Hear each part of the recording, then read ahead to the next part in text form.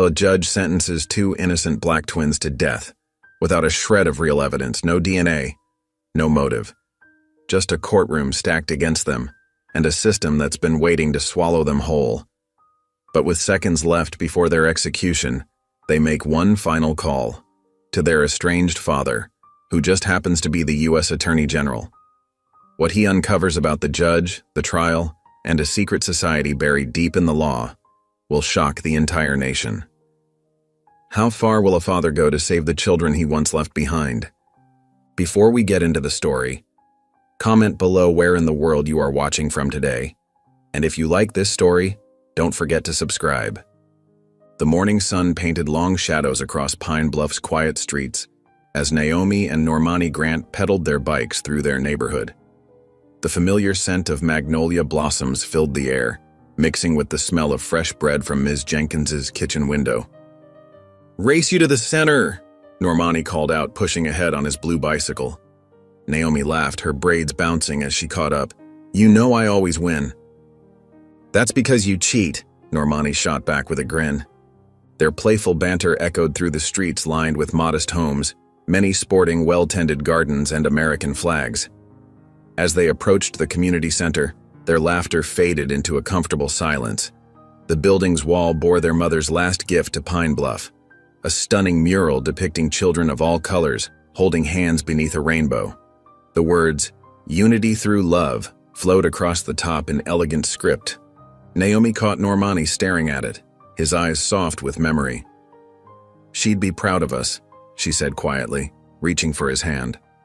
"Stanford and Duke acceptance letters in the same week? Mom would have thrown the biggest party." Normani squeezed her hand. "Yeah, she would have made her famous sweet potato pie." Inside the community center, they quickly got to work. The morning workshop buzzed with energy as neighborhood kids gathered around tables covered in art supplies. Naomi helped a little girl with her science project while Normani showed a group of boys how to build simple circuits. "Remember to register your parents to vote," Naomi called out as she sorted through registration forms. "Every voice matters in Pine Bluff." Across town, behind wrought iron gates and perfectly manicured hedges, Esther Whitlow's estate sparkled with activity. Catering vans lined the circular driveway as staff prepared for the evening's fundraiser. Esther stood in her marble foyer, directing workers with practiced grace. "The security cameras can be turned off at 8, she instructed her head of security. "Our guests value their privacy." Her pearl necklace caught the light as she smiled, every inch the gracious hostess. The gala proceeded exactly as planned. Crystal glasses clinked, string quartet music floated through the air, and Pine Bluff's elite discussed business behind closed doors. None noticed when the cameras went dark. Later that night, chaos erupted. A masked figure moved through the shadows of Esther's estate. Shots rang out. When police arrived, they found a security guard dead and Esther's prized collection of antique jewelry missing, along with a substantial amount of cash. The only lead, grainy footage from a gas station security camera showing a masked person limping away, a distinctive butterfly tattoo visible on their neck. Back in their neighborhood, Naomi and Normani walked their bikes home under a star-filled sky. Their phones buzzed simultaneously, their father's number lighting up the screens. Naomi's jaw tightened. She declined the call without hesitation. "You could at least listen to what he has to say," Normani suggested softly. "What's the point?" Naomi deleted the notification. "He made his choice 5 years ago. We're not his priority anymore." They reached their modest 2-story home, its white paint peeling slightly at the edges. Neither twin noticed the unmarked police cars parked 2 blocks away, or the shadows moving through their neighbors' yards. Dawn broke over Pine Bluff with shocking violence.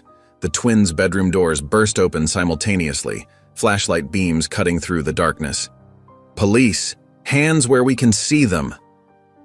Naomi sat up in bed, heart pounding as multiple officers swarmed her room, weapons drawn. "What's happening?" she screamed, raising her hands. From across the hall, she heard Normani's voice. "We didn't do anything!" Officers roughly pulled them from their beds. Naomi caught glimpses of their neighbors gathering on their porches, faces shocked and confused in the early morning light. Mrs. Washington from next door held her hand over her mouth, shaking her head in disbelief. Naomi Grant. Normani Grant, you're under arrest for armed robbery and first-degree murder, an officer recited, snapping handcuffs around Naomi's wrists. This is crazy. Naomi struggled as they led her outside.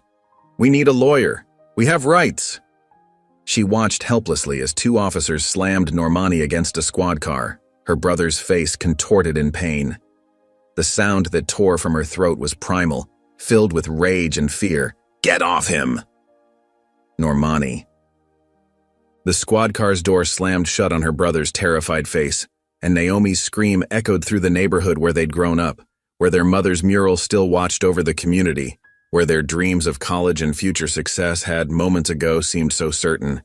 The fluorescent lights buzzed harshly overhead as Naomi sat on the cold metal bench in her holding cell. Her wrists ached from the tight handcuffs, and her mind raced with questions she couldn't answer. Across the corridor, through the steel bars, she could see Normani in an identical cell, his head bowed and shoulders trembling. Normani, she whispered, trying to catch his attention. Stay strong. We'll figure this out. A white deputy passing by slammed his baton against the bars, making both twins jump. Quiet in the cells, he smirked, adjusting his belt. Play stupid games, win stupid prizes, right, kids? Naomi's throat tightened with anger, but she held her tongue. Years of her mother's warnings echoed in her head. Never give them an excuse, baby. Some people are just waiting for one. The morning crawled by without explanation. Every time they asked to make a phone call, the deputies ignored them or laughed. The holding cells filled and emptied with other detainees, but the twins remained, their confusion turning to fear. Around mid-morning, two detectives entered the jail area. One was tall and lean, with a notebook tucked under his arm.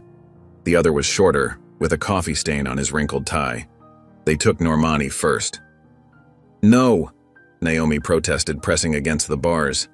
We have the right to a lawyer. Don't say anything, Normani. Her brother's eyes met hers briefly before the detectives led him away. The fear she saw there made her stomach churn. 20 minutes later, they came for her. The interrogation room was small and windowless, with a metal table bolted to the floor. The tall detective introduced himself as Matthews, while his partner Rogers settled into a corner. We have a witness who saw you and your brother leaving the Whitlow estate last night, Matthews said, opening his notebook. Make this easier on yourself, Naomi. Tell us where you hid the jewelry. Naomi's mind flashed back to the previous evening. She and Normani had locked up the community center at 8:10 p.m. She remembered checking her phone to see if their father had left a voicemail. They'd stopped at Mr. Chen's corner store for snacks at 8:30. Grape soda for her, orange for Normani. The security cameras would show that. We were nowhere near the Whitlow estate, she said firmly. We want a lawyer. Rogers stepped forward, his coffee breath hot in her face. Lawyers are for guilty people. Are you guilty, Naomi? I know my rights, she insisted, though her voice shook. We didn't do anything wrong. The questioning continued for what felt like hours. They tried to confuse her, to trip her up, but she kept repeating, We want a lawyer. In the community, word of their arrest spread like wildfire. On WBLK, the local black radio station, Pastor Jenkins called it a grave injustice during his morning sermon broadcast. But the white-owned Channel 5 News ran a different story, showing altered photos of the twins that darkened their skin and emphasized features to match gang stereotypes. The caption read, Local teens charged in elite home invasion. By afternoon, a public defender finally arrived. Ms. Darla Ricks looked like she hadn't slept in days, her gray suit wrinkled and her hair escaping its bun. She met with the twins in a cramped consultation room, spreading files across the table with tired hands. Here's the situation, she said, not bothering with pleasantries. They're charging you both with first-degree murder and armed robbery. The evidence is circumstantial, but in Concordia County, that doesn't matter much. But we're innocent, Normani protested. We were at the community center, then the store. There are cameras, Dash. The community center cameras were malfunctioning last night, Ricks cut in, making air quotes. And Mr. Chen's store footage from that time period is mysteriously corrupted. Welcome to Pine Bluff Justice, kids. Naomi felt the room spin. This can't be happening. We have college acceptance letters. We have plans. Don't expect justice here, Rix interrupted, her voice harsh but her eyes sympathetic. This system isn't built for justice. It's built for convictions, and they want yours. The twins sat in stunned silence as Rix outlined their options, all of them bad. She explained the arraignment process, warned them about the judge's reputation, and told them to keep their mouths shut no matter what. Late afternoon brought the arraignment. The twins were marched into the courtroom in bright orange jumpsuits that hung loose on their frames. Their hands and feet were shackled, the chains clicking against the floor with each step. The gallery was packed with familiar faces, community center volunteers, church members, neighbors. But it was the figures seated in the front row that caught Naomi's attention. Esther Whitlow sat perfectly poised in an expensive cream suit, her silver hair styled immaculately. As the twins were led to the defendant's table, she turned to watch them, her lips curved in a calm smile that never reached her eyes. Normani stumbled slightly, his chains catching on the floor. Naomi wanted to reach for him, to steady him like she had done countless times before, but the shackles kept her hands bound at her waist. She felt exposed, vulnerable, and absolutely terrified. The courtroom's wooden benches creaked with movement as everyone rose for the judge's entrance. Naomi kept her eyes forward, refusing to look at Esther's smiling face again. But she could feel the woman's gaze on her, as cold and calculating as the system that had brought them here. Ms. Rix stood beside them, her case files clutched in white-knuckled hands. Despite her earlier bluntness, she positioned herself slightly in front of the twins, as if trying to shield them from what was to come. The gesture, small as it was, gave Naomi a flicker of hope in the midst of her fear. The bailiff's voice rang out in the hushed courtroom. All rise. The Concordia County Court is now in session, the Honorable Judge Harrison presiding. The morning sun filtered through the courthouse's tall windows, casting long shadows across the packed gallery. The historic courtroom buzzed with whispered conversations and the rustle of newspaper pages. Reporters filled the back rows, their pens poised over notepads while television cameras waited outside, prohibited from filming inside. Naomi and Normani sat rigid at the defense table, their orange jumpsuits stark against the dark wood paneling. Ms. Rix shuffled through her papers beside them, dark circles under her eyes suggesting another sleepless night. Across the aisle, the prosecution team looked fresh and confident, their suits pressed and files neatly arranged. District Attorney Wilson stood, smoothing his tie. Your Honor, the state moves to proceed under the Capital Justice Efficiency Act. Given the severity of the charges and the clear public interest, we request an expedited trial schedule. Ms. Rix jumped to her feet. Objection, the defense hasn't had time to properly investigate or prepare. This law was meant for cases with overwhelming evidence, not— The act makes no such distinction, Ms. Rix, D.A. Wilson interrupted smoothly. It simply requires a capital charge and the state's motion for expedition. Both conditions are met. Normani's hands trembled beneath the table. Naomi wanted to reach for him, but the deputies watching them made her hesitate. She'd heard about the Capital Justice Efficiency Act on the news, a law pushed through by conservative judges that cut the usual death penalty timeline from years to months. She never imagined it would apply to them. The main doors opened, and a hush fell over the courtroom. All rise, the bailiff called out. The Honorable Judge Quentin Harlan presiding. Judge Harlan moved to the bench with measured steps, his black robe flowing behind him. His face remained perfectly neutral as he took his seat, but his eyes swept the courtroom with careful attention, lingering briefly on the twins. Be seated, he said, his voice carrying easily without seeming to raise it. I've reviewed the morning's motions. Ms. Rix, I understand you wish to suppress Mr. Jennings' witness statement? Yes, Your Honor. Ms. Rix stood again. The police report shows Mr. Jennings was detained without cause and questioned for hours without Miranda warnings. His statement was clearly coerced. The witness came forward voluntarily, D.A. Wilson cut in. Judge Harlan raised a hand for silence. I've reviewed the circumstances. Motion to suppress is denied. He delivered the ruling with such calm politeness that it took a moment for its impact to register. Call your first witness, Mr. Wilson. Dale Jennings shuffled to the witness stand. his thin frame swimming in an ill-fitting suit.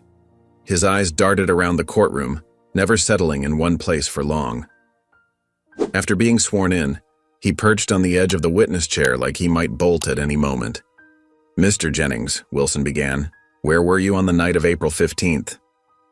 "I was walking near the Whitlow place," Jennings said, his voice scratchy. "I like walking at night, helps me think." "And what did you see?" "Two dark figures running from the estate." Jennings pointed at the twins. "About their size, their build." Ms. Ricks stood for cross-examination, her exhaustion momentarily forgotten. "Mr. Jennings, you initially told police you saw the figures around 9:30 p.m., correct?" "Objection, Your Honor," Wilson called out. "Counsel is attempting to impeach her own witness."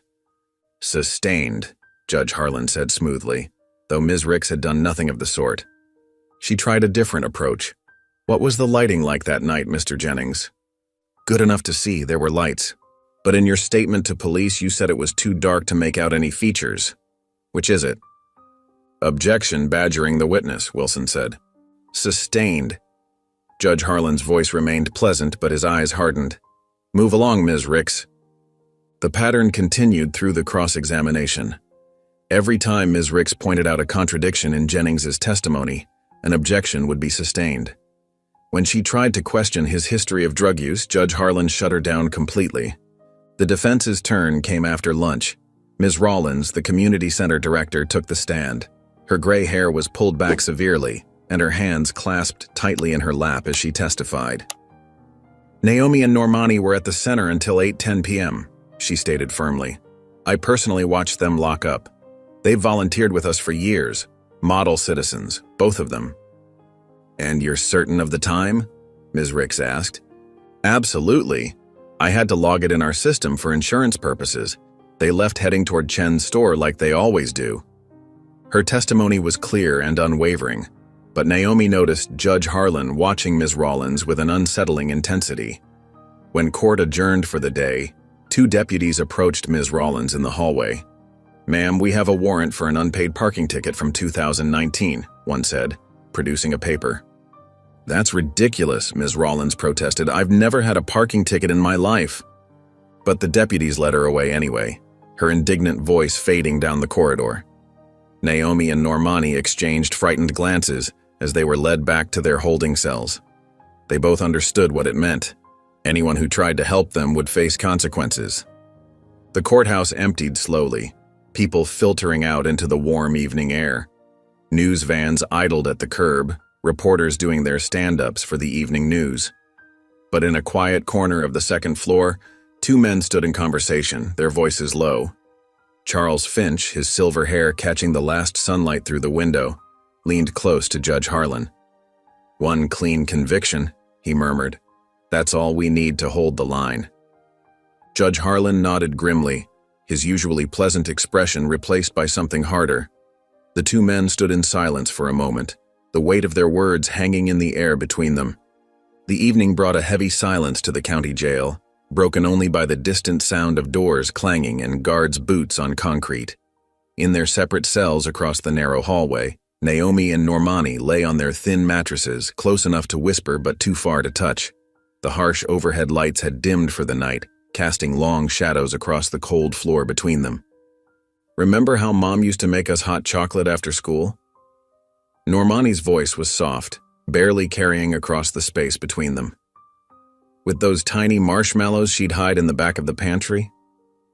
She'd always put extra in mine because she knew they were my favorite." Naomi rolled onto her side, facing her brother's cell. The metal frame of her cot creaked beneath her weight. "And she'd pretend she couldn't find them just to make us laugh." The memory brought both warmth and pain, like sunshine breaking through storm clouds. Remember her workshop songs? The ones she made up while painting those big canvases? Normani hummed softly, a gentle melody their mother had sung while painting. The familiar tune floated between their cells, bouncing off the concrete walls, and for a moment, they could almost smell the paint and hear their mother's voice joining in. They could almost feel the warmth of their childhood home, so different from this cold, sterile place. The song faded, leaving the siblings in silence again. Tears welled in Naomi's eyes, her usual composure cracking like thin ice. "I want Dad," she whispered, the words catching in her throat like thorns. "I know he left us, but I want our dad. I want him to fix this like he promised he'd always fix everything." The confession hung in the air between them, heavy with years of hurt and abandonment. Normani didn't respond immediately, but his breathing changed, becoming more ragged as he fought back his own tears. The sound echoed in the quiet corridor. The scene shifted, memories pulling Naomi back 5 years.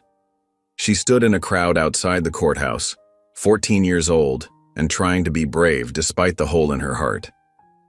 Camera flashes popped like lightning as her father approached the microphones. Isaiah Grant cut an impressive figure in his tailored suit, his voice steady despite the circumstances. His hands didn't tremble like hers did. "My wife was an innocent woman," he declared to the forest of microphones, his voice carrying across the courthouse steps. "A devoted mother, a talented artist, and a pillar of our community. She was gunned down while reaching for her ID as instructed by the officer."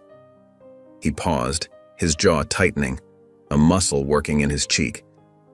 "Justice will be served. I promise you that." But it wasn't.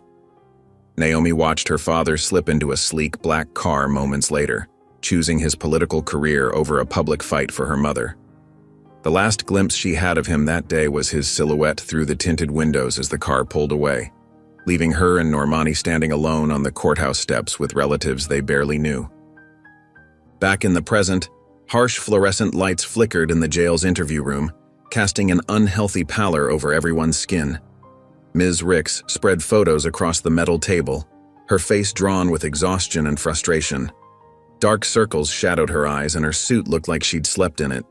The court-appointed investigator, a thin man with wire-rimmed glasses and a receding hairline, stood nearby with a smug expression that made Naomi's stomach turn. "This photo clearly shows Ms. Grant wearing a jacket matching the description from the CCTV footage," he said, tapping one image with his manicured fingernail. "The pattern is distinctive." Naomi stared at the photograph, her heart sinking. It showed her at a protest 2 years ago, wearing a black windbreaker with white stripes on the sleeves. The image was crisp and clear, nothing like the grainy gas station footage that had been shown in court. She remembered that day. They were protesting budget cuts to after-school programs. "This is ridiculous," Ms. Ricks snapped, slamming her palm on the table. "That jacket is a common style. The photo is 2 years old, and the CCTV footage is so blurry you can barely make out a person, let alone clothing details. Half the teenagers in this county own similar jackets." The investigator shrugged, his shoulders rising and falling with casual indifference. "The similarity is striking enough to be entered into evidence. The prosecution finds it compelling." "You can't be serious," Ms. Ricks argued, her voice rising. "This wouldn't hold up in any fair court. It's circumstantial at best, prejudicial at worst. Judge Harlan has already approved it." His tone suggested the matter was closed. After the investigator left, Ms. Ricks slumped in her chair, running her hands through her graying hair. She looked 10 years older than when the meeting began. "Listen to me, both of you," she said quietly, leaning forward. "They want a story. They need someone to blame, someone to make an example of. You're it." She met their eyes in turn, her gaze intense and sorrowful. "They're not looking for truth. They're looking for a conviction, and they'll twist whatever they need to get it." Later that evening, heavy boots echoed down the corridor like approaching thunder. 2 guards appeared, their faces impassive as stone, keys jangling at their belts. "Grant siblings," one announced, his voice flat and emotionless. "You're being transferred to Death Watch block. Precautionary measure." Naomi's blood ran cold, her fingers going numb. Death Watch was for inmates in their final days before execution. Moving them there now, before the trial was even complete, sent a clear message about their intended fate. This wasn't justice. It was a foregone conclusion.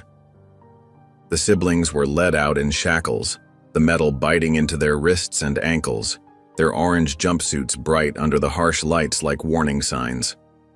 The transport van waited in the loading bay, its engine idling in the cool night air, exhaust creating ghostly clouds in the darkness.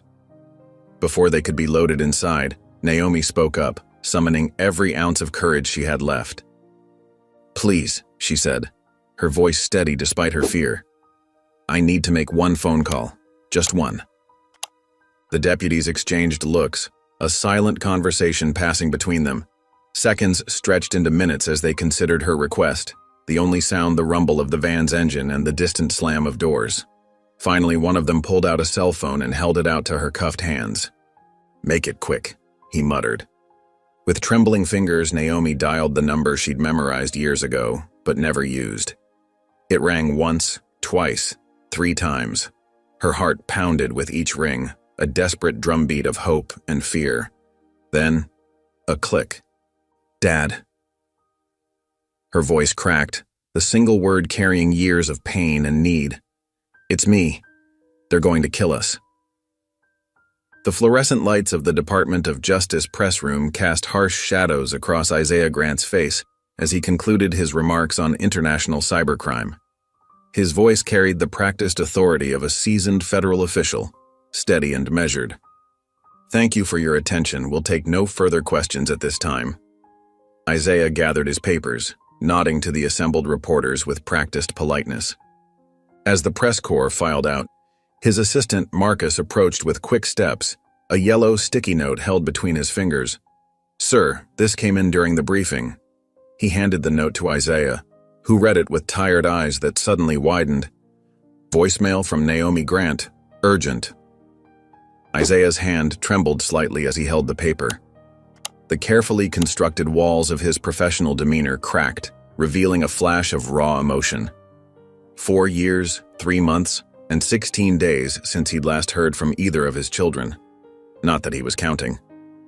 "Clear my schedule for the next hour," he managed to say, his throat tight. Marcus nodded and retreated, leaving Isaiah alone in the now empty press room. In his private office, Isaiah sat heavily in his leather chair, staring at his phone. The voicemail notification blinked accusingly. With a deep breath, he pressed play and held the phone to his ear. "Dad." Naomi's voice was barely a whisper, trembling with fear he'd never heard from his strong-willed daughter. "It's me. They're going to kill us." The words hit him like physical blows. His chest tightened as memories flooded back. Another phone call, 5 years earlier, that had changed everything. The scene shifted in his mind to that terrible day. He sat in this same office, younger but already carrying the weight of ambition and compromise. The police report about his wife's shooting lay open on his desk, damning in its details. The officer's body camera footage, the trajectory analysis, the witness statements, all of it pointed to an unjustified shooting. But the police union representative had been clear. Push this and every law enforcement organization in the country would oppose his judicial reform bill. Years of work, relationships built, promises made, all would crumble. With shaking hands, he'd signed the order to seal the investigation, telling himself it was for the greater good. He could do more good from a position of power than as a martyr to a lost cause. The cost of that decision played out in his children's faces. He saw their shock, their disbelief, their growing understanding that their father had chosen political expedience over justice for their mother. They never said it directly, they didn't have to. Their silence said everything. Isaiah snapped back to the present, already dialing the Pine Bluff courthouse. A receptionist answered with practiced cheerfulness. "This is Isaiah Grant, Deputy Attorney General of the United States. I need to speak with Judge Harlan immediately regarding case number ... He glanced at his computer screen where he'd pulled up the court records. 47 CR 2023. "I'm sorry, sir." The receptionist's tone cooled notably. Under the state sovereignty mandate, federal officials are prohibited from interfering in state capital cases without explicit invitation from the governor. This isn't interference, these are my children. "I understand, sir, but the law is clear. Good day." The line went dead. Isaiah stared at the phone, then pressed his intercom. "Marcus, get me Governor Wheeler's office." 3 calls and 4 transfers later, a smooth voice informed him that the governor was unavailable and would remain so for the foreseeable future. His chief of staff, Patricia Chen, appeared in his doorway. "Sir, whatever you're thinking, don't. This could end everything we've worked for." Isaiah was already pulling on his coat. "Charter the DOJ jet now." "Sir, please." Patricia stepped into the office, closing the door. "I know these are your children, but you can't just—" "They're going to kill my children, Patricia." His voice cracked. "Everything else? None of it matters. The state sovereignty mandate? To hell with the mandate." Isaiah grabbed his briefcase. "Either help me or get out of my way." 2 hours later, the small DOJ jet touched down at Pine Bluff's modest airstrip. The sun was setting, painting the Carolina sky in shades of orange and purple. As Isaiah descended the stairs, a county sheriff's cruiser pulled up, lights flashing. The sheriff stepped out, hand resting casually on his holstered weapon. He was a tall man with hard eyes and a practiced sneer. "Mr. Grant," he said, emphasizing the civilian address. "You're not welcome here, sir. Federal authority stops at the state line." Isaiah didn't break stride as he walked past the sheriff, his voice carrying the weight of both father and federal prosecutor. "Then it's a good thing I'm not here as a federal official." He continued walking toward the terminal, his footsteps firm and determined on the cracked tarmac. The morning sun cast long shadows across the granite steps of Pine Bluff Courthouse as Isaiah Grant stood before the entrance, his DOJ credentials displayed in one hand and his worn leather briefcase in the other. 2 court officers blocked his path, their faces set in expressions of practiced indifference. "Like we said, sir, the courtroom's sealed by judicial order. No visitors, no exceptions," the taller officer stated, his hand resting casually on his holstered weapon. Isaiah kept his voice steady, though his jaw tightened. "I'm not a visitor. I'm their father and a federal official." "State sovereignty, sir, you know the law." The second officer shifted his weight, deliberately placing himself more squarely in front of the door. Behind Isaiah, a small crowd began to gather. He heard whispers of recognition ripple through the predominantly black onlookers. "That's Isaiah Grant. The twins' daddy. Finally showed up." The whispers carried equal measures of hope and accusation. Isaiah felt their weight on his shoulders, along with the memories of another time he'd stood before cameras at these same steps, choosing political pragmatism over justice for his wife. A news van screeched to a halt at the curb, and reporters spilled out like ants from a disturbed hill. Microphones thrust forward as cameras started rolling. "Mr. Grant, why are you just now getting involved in your daughter's case?" "Deputy AG Grant, is this an official DOJ intervention?" "Sir, do you believe your children are innocent?" Isaiah turned away from the barrage of questions, his eyes scanning the crowd until he spotted a woman hurrying up the side steps, her arms full of manila folders. Her practical pantsuit and harried expression marked her as a public defender. "Ms. Ricks," he called out, remembering the name from the court documents. She paused, regarding him with tired eyes. "Mr. Grant, took you long enough?" She jerked her head toward a coffee cart parked near the courthouse lawn. "Walk with me." They found a quiet spot beneath an old oak tree, away from the growing crowd of protesters and media. Darla Ricks pulled a thick file from her stack and handed it to Isaiah. "Your daughters are being railroaded," she said bluntly, taking a sip of bitter courthouse coffee. "Judge Harlan's running this like a theatrical production. Everything has to look perfect, procedurally spotless. But it's all fabricated perfection." Isaiah flipped through the pages, his prosecutor's eye catching inconsistencies. The timeline doesn't add up. And this witness statement. "Dale Jennings," Ricks cut in. "Local junkie who'd say the moon was made of cheese if you gave him enough meth. He's our only witness, and his story changes every time he tells it. But Harlan won't let me cross-examine properly." "What about the CCTV footage?" "Conveniently corrupted. All we have is one blurry still from a gas station showing someone in a jacket similar to one Naomi owned 2 years ago." Ricks's laugh was hollow. "It's a black hoodie, Mr. Grant. Half the county owns one." Isaiah pulled out his laptop, typing rapidly. "I'm filing an emergency injunction with the Federal Circuit Court. The execution order violates due process." "Already tried." Ricks shook her head. They'll reject it in under 2 hours. State sovereignty mandate gives them cover. She leaned closer, lowering her voice. Something bigger is happening here. Harlan's too invested. This isn't just about a robbery gone wrong. Isaiah spread the case files across the concrete bench, his legal training taking over. The inconsistencies jumped out like neon signs. Police statements dated before the crime occurred. Witness interviews with missing timestamp data. Evidence logs that didn't match property receipts. The witness list, he muttered, pulling out a single sheet. In a capital case, there should be dozens of names. Character witnesses, experts, responding officers. He held up the paper. We have one name, Dale Jennings. Now you're seeing it, Rick said quietly. The whole thing's manufactured, but proving it. She glanced over her shoulder. Watch yourself, Mr. Grant. This isn't D.C. Rules are different here. That evening, driving back to his hotel in a rental car, Isaiah noticed the black SUV. It stayed 3 cars behind, matching his turns with professional precision. He took a deliberately wrong turn, then another. The SUV followed. At the hotel, the desk clerk stopped him.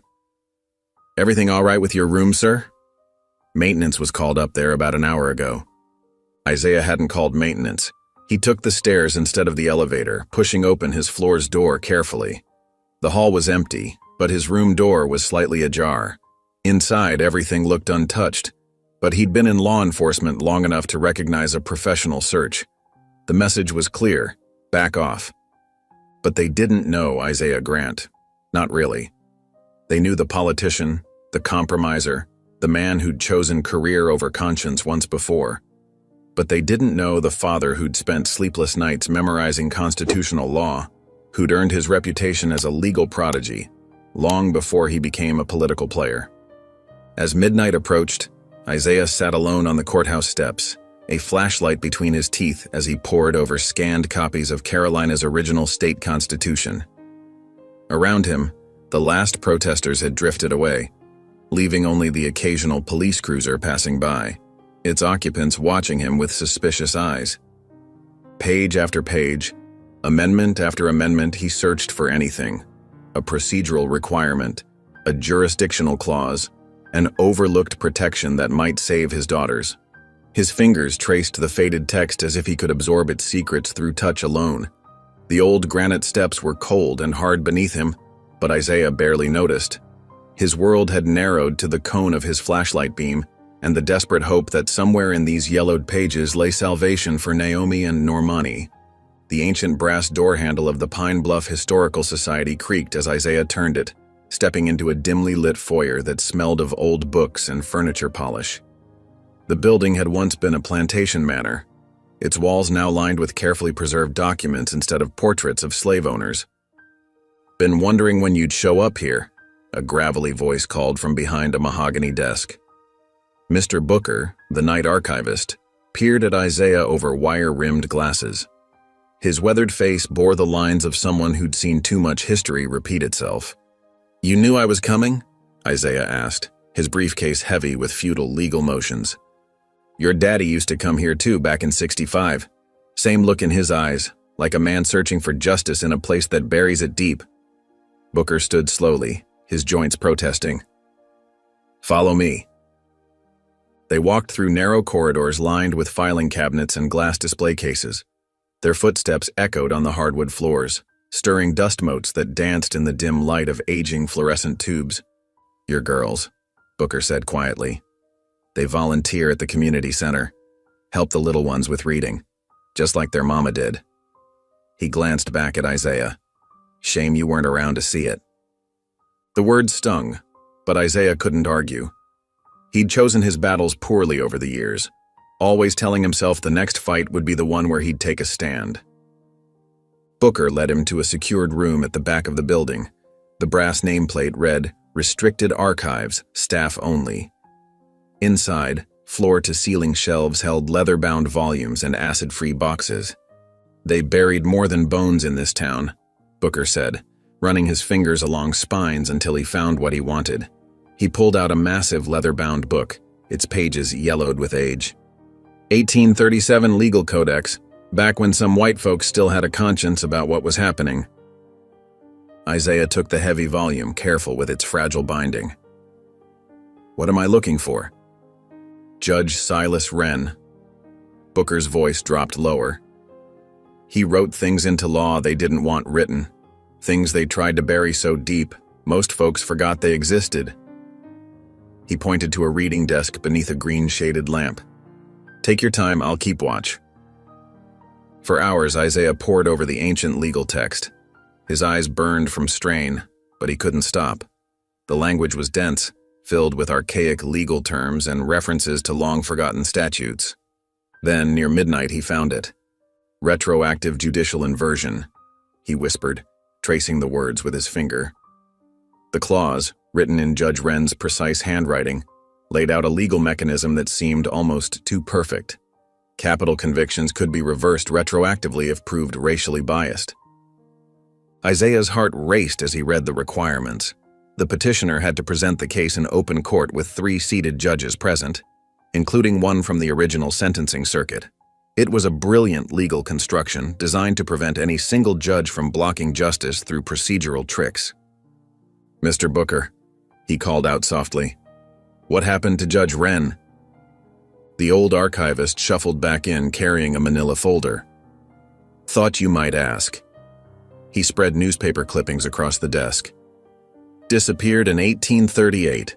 They found his horse by the river but never found him. The yellowed articles told a chilling story. Weeks before his disappearance, Wren had attempted to use his own clause to exonerate a black man convicted of murder. The evidence of racial bias was clear, but before the hearing could take place, Wren vanished. Some say he was killed, Booker said quietly. Others say he escaped north. But his clause remained in the books, forgotten but never repealed. Isaiah sat back, his mind racing. He had what he needed, legal standing to challenge the twins' conviction. But the requirements were daunting. He needed 3 judges in open court, including Harlan himself. With the courthouse sealed and the media circus growing outside, getting even one judge to hear the petition seemed impossible. They'll fight this, Booker warned. Might come after you like they did Wren. Let them, Isaiah replied, his voice hard. He'd spent too many years compromising, choosing the safe path. Not this time. He pulled out his phone and took careful photographs of the relevant pages, making sure every word was legible. His hands shook slightly as he composed a fax to Janet Chen, his most trusted deputy in Washington. She'd know how to authenticate the clause and prepare the legal groundwork. Then Isaiah opened his laptop and began to type. The words flowed easily now, fueled by decades of suppressed anger and regret. They're killing my children because they're black. The op-ed poured out of him. The story of Naomi and Normani's arrest, the fabricated evidence, the rushed trial, and now the discovery of Judge Wren's forgotten clause. He wrote about justice buried but not dead, about a father's failure to protect his family, and about a system designed to maintain power through fear. He attached the piece to 3 separate emails addressed to major national newspapers. His finger hovered over the send button as doubt crept in. This would end his career. The political fallout would be nuclear. Then he remembered Naomi's voice on the phone. They're going to kill us. Isaiah hit send. Your daddy would be proud, Booker said softly, gathering up the old newspapers. He always said you had more fight in you than you showed. I should have shown it sooner, Isaiah replied, carefully closing the ancient codex. Thank you, Mr. Booker, for everything. Just make it count this time, the old man said, his eyes bright with unshed tears. Make it count. The morning sun cast long shadows across the Pine Bluff Courthouse lawn as crowds gathered in growing numbers. What had started as a small group of local protesters had swelled into hundreds, their signs bobbing like waves in an angry sea. Free the Grant twins and justice for Naomi and Normani dominated the makeshift forest of cardboard and wood. News vans lined the street, their satellite dishes reaching toward the sky like mechanical trees. Reporters stood before cameras, gesturing at the historic courthouse behind them as they delivered their morning updates. The CNN correspondent's voice carried over the crowd. Isaiah Grant's explosive op-ed has sparked nationwide attention. The morning air crackled with energy as more protesters arrived by the minute. Many wore t-shirts with the twins' faces printed on them, while others carried enlarged photos of Naomi and Normani volunteering at the community center. The contrast between these images and the doctored mugshots shown on local news was stark and deliberate. Isaiah watched from his rental car parked in an alley across the street. His phone hadn't stopped buzzing since the op-ed went live. Calls from major networks, civil rights organizations, and old colleagues poured in. He'd ignored them all except one, a text from an unknown number. "Meet me at Marcus's Diner, back booth. LC double quote." The diner sat on the edge of town, its neon sign flickering weakly in the morning light. Isaiah entered through the back door as instructed, finding Detective Lana Cross already seated in the corner booth, her badge tucked discreetly inside her jacket. Her expression was guarded but determined. "You're either very brave or very foolish," she said as Isaiah slid into the booth. "Probably both." "I'm running out of options," Isaiah replied, his voice low. "And time." Lana glanced around before sliding a manila envelope across the table. "What I'm about to tell you, what's in here, it goes deeper than you know. The Concordia Order isn't just some good old boys club. They're organized, powerful." Isaiah opened the envelope carefully. Inside were photographs, documents, and what appeared to be financial records. His eyes widened as he began to understand. "Judge Harlan's family has been part of it for generations," Lana continued. "They call themselves Guardians of Tradition. But it's more than that. They've built a network across the South, judges, politicians, business leaders, all working together to maintain what they call order."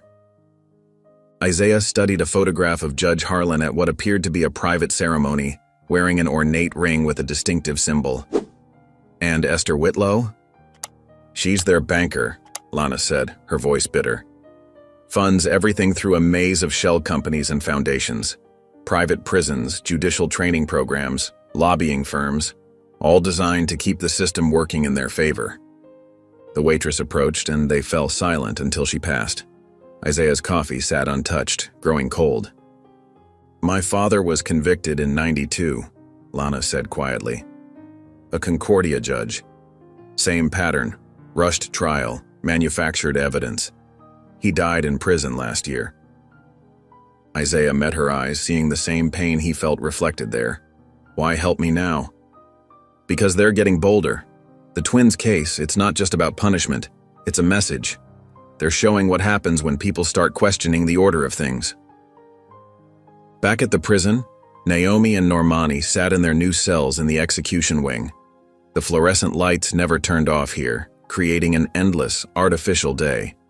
They'd been given paper and pencils, a courtesy for death row inmates to write their goodbyes. Normani's hand shook as he wrote to their old basketball coach. Naomi stared at her blank page, unable to find words that didn't taste like surrender. Through the small window in her cell door, she could see guards passing more frequently than usual, their boots echoing on the concrete floor. Outside the courthouse, the crowd had grown even larger. MSNBC's Joy Reid was broadcasting live, discussing the historical context of expedited executions in the South. Protesters had begun singing civil rights hymns, their voices carrying across the lawn and through the courthouse's thick walls.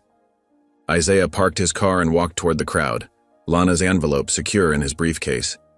People recognized him from the morning shows, parting to create a path to the courthouse steps. He climbed slowly, each step feeling heavier than the last. At the top, he turned to face the sea of faces. Cameras swung toward him, red lights blinking. The singing died down as people realized he was about to speak. Isaiah reached into his briefcase and pulled out the weathered document, Judge Wren's Forgotten Clause. His voice when it came was strong and clear, amplified by the protesters' portable speakers. "My name is Isaiah Grant. I'm a father who failed his children once before. I won't fail them again." He held up the document, letting the cameras focus on its aged pages. "This is Clause 19B of the 1837 Carolina State Legal Codex. It provides for the immediate review of any capital conviction where racial bias can be proved. It requires 3 seated judges in open court, including the original sentencing judge. The crowd murmured as understanding spread. Isaiah continued, his voice rising. You talk about state sovereignty? Let's talk about it. Right here, right now, on the record. The courthouse doors remained closed behind him, but he could feel movement inside. Judge Harlan would be watching. Esther Whitlow would be calculating. The order would be scrambling. I'm invoking Clause 19B, Isaiah shouted, his words echoing across the lawn. In front of these witnesses, these cameras, and God himself. You want to talk about law and order? Let's talk about the laws you buried, the order you perverted. The crowd erupted, phones recording every word. National correspondents were already broadcasting live, their voices urgent as they reported this unexpected development. Behind the courthouse's heavy doors, phones began to ring. Isaiah stood firm on the steps, the morning sun at his back, holding the document that might save his children's lives. The crowd's chants changed, becoming more focused.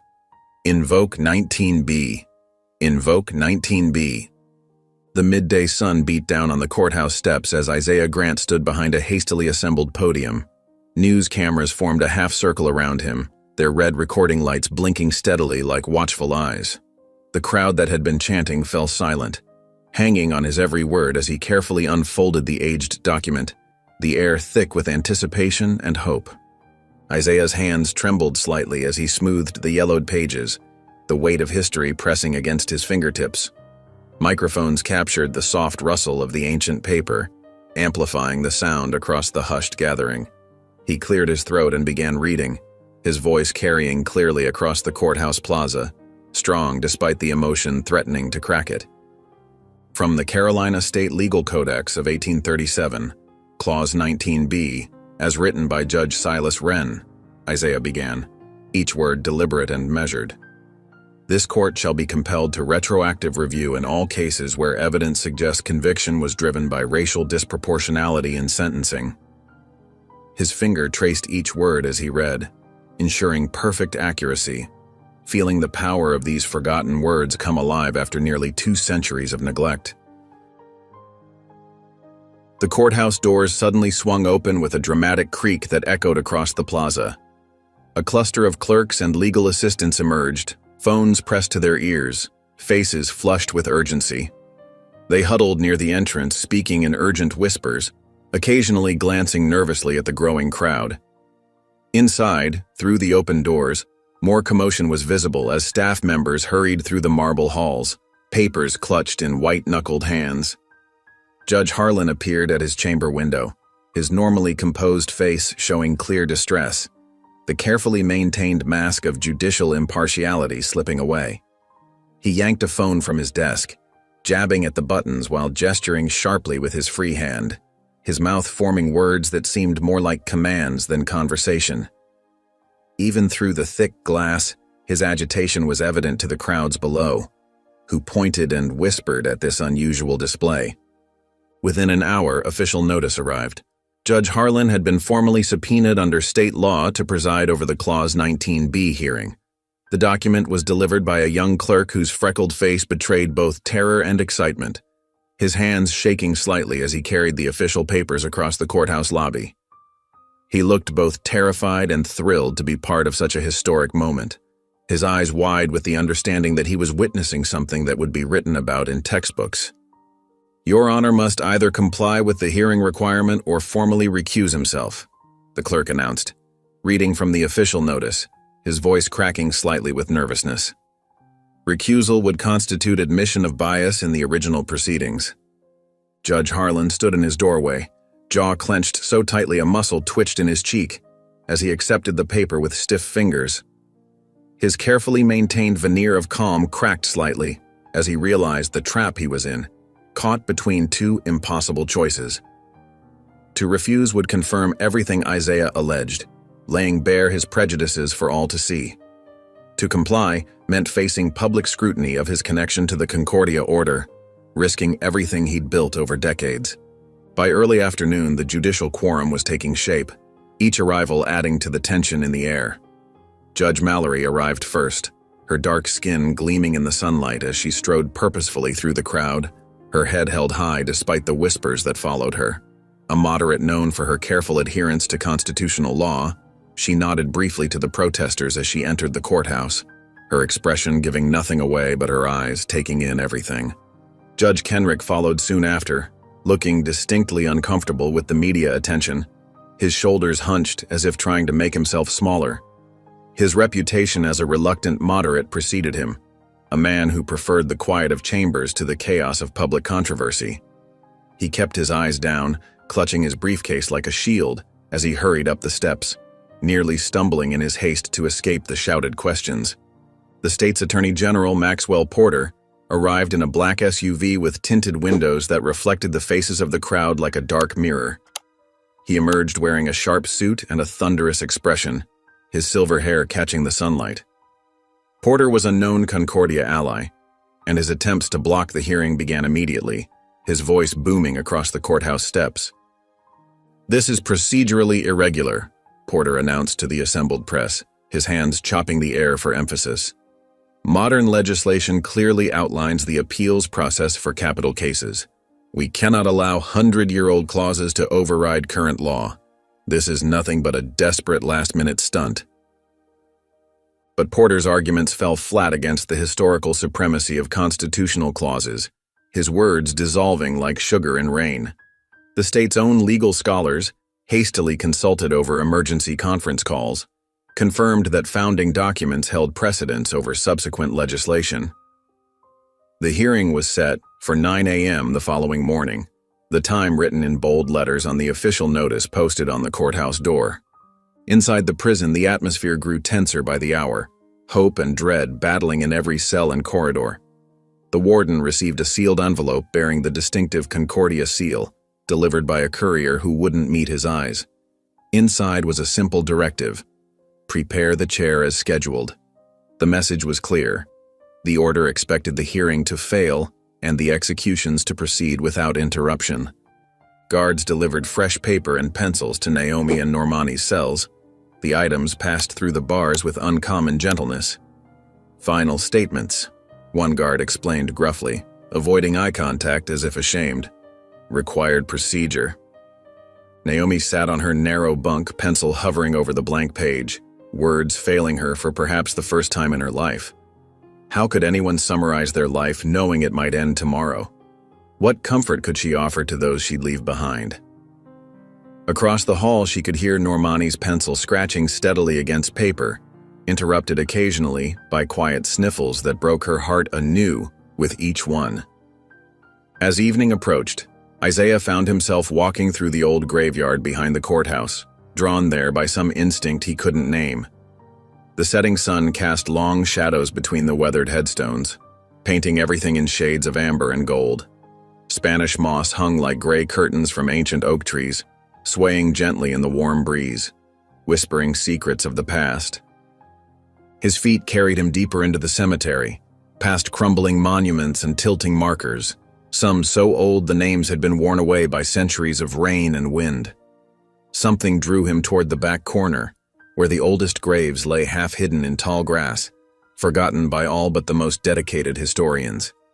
There, partially obscured by decades of neglect, he found it, the final resting place of Judge Silas Wren.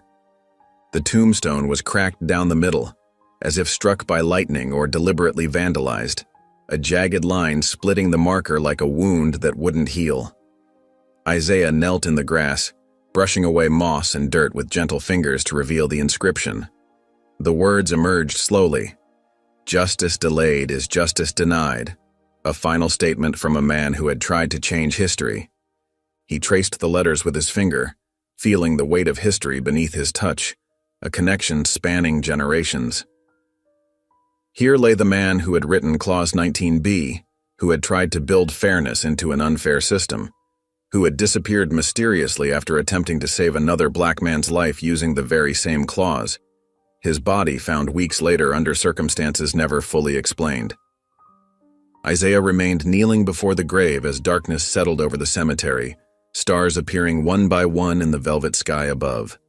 Tomorrow would determine whether Wren's long-delayed justice would finally be served, or if history would repeat itself in yet another generation, another tragedy in an unbroken chain of injustice.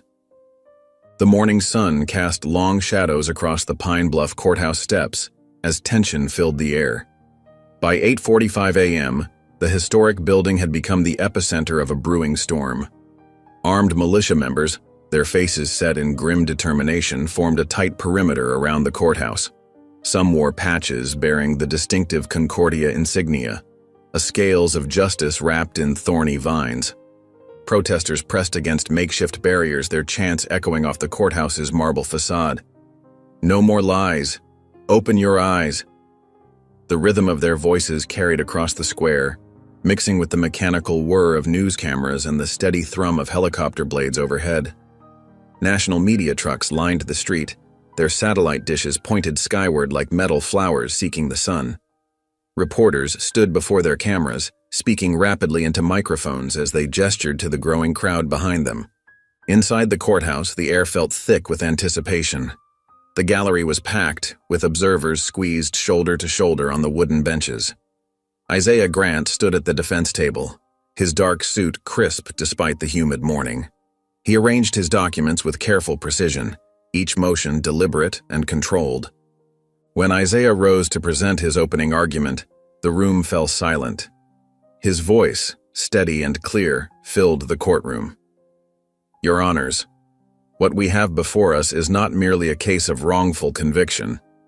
It is a systematic pattern of judicial manipulation that has plagued Pine Bluff for generations." He moved from behind the table, approaching the bench with a stack of manila folders. "These files document 17 cases over the past 30 years where evidence was suppressed, witnesses were intimidated, and jury selection was manipulated to ensure conviction of black defendants." Isaiah laid out each case methodically, drawing clear parallels to his children's situation. He pointed to altered timestamps on police reports, missing witness statements, and suspicious patterns in jury selection. "In my children's case, not a single black juror was seated despite Pine Bluff's demographic makeup being 60% African American." Judge Mallory leaned forward, her eyes sharp as she focused on Judge Harlan. "I have a question about the CCTV footage from the gas station," she said, her tone measured but firm. "Why was this evidence not admitted during the initial trial?" Harlan shifted in his seat, his usual composure showing tiny cracks. "The footage was reviewed and found to be inconclusive," he replied, his words clipped and precise. "Inconclusive?" Judge Mallory pressed. "The defense was not even allowed to view this footage. How was that determination made?" Before Harlan could respond, Isaiah called Dale Jennings to the stand. The key witness shuffled forward, his thin frame swimming in an oversized suit. Dark circles under his eyes suggested sleepless nights, and his hands trembled as he took the oath. Under Isaiah's questioning, Jennings began to unravel. His earlier testimony about seeing two dark figures became increasingly contradictory. His voice cracked as Isaiah pressed him about his recent release from jail. "Did anyone offer you anything in exchange for your testimony?" Isaiah asked, standing directly before him. Jennings glanced nervously at Judge Harlan, then at the floor. "The sheriff," he mumbled, barely audible.